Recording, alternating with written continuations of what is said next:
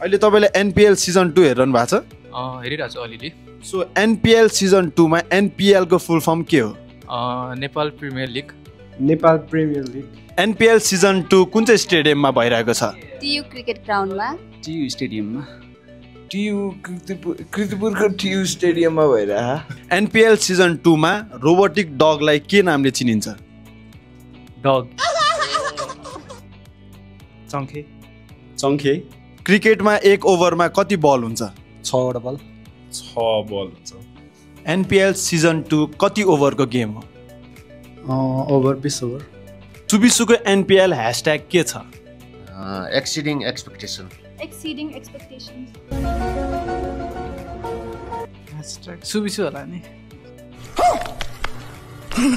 क्रिकेटमा एनआरआर को full form के हो?